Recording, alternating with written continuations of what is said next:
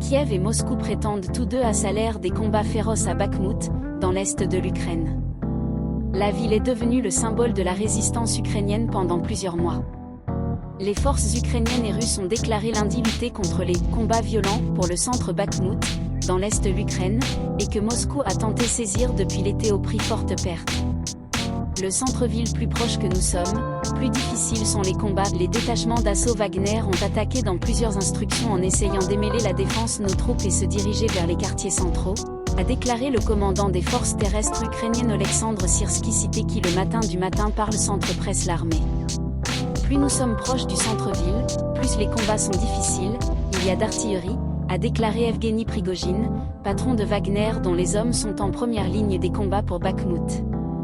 Cette ville est devenue un symbole de la résistance implacable de l'Ukraine contre le Kremlin, et Kiev espère épuiser les forces ennemies là-bas pour être en mesure de lancer une grande contre-offensive. Les Russes reconnaissent une situation très difficile. Le général ukrainien Syrski a assuré que ses troupes ont infligé des pertes importantes à l'ennemi dans cette bataille, la plus longue et la plus sanglante depuis le début de l'invasion russe de l'Ukraine lancée en février 2022. Evgeny Prigojine a admis que ses forces sont entrées en collision avec une résistance féroce. La situation à Bakhmout est difficile, très difficile. Plusieurs routes coupées par les Russes. La ville de Bakhmout, qui avait 70 000 habitants avant l'invasion, a été l'épicentre des combats sur le front est en Ukraine depuis des mois. L'importance est cependant contestée par les experts.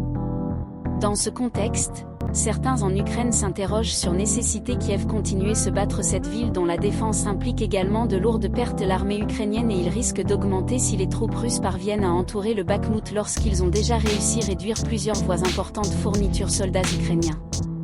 Bakhmout pourrait tomber dans les prochains jours, a averti le secrétaire général de l'OTAN, Jens Stoltenberg la semaine dernière.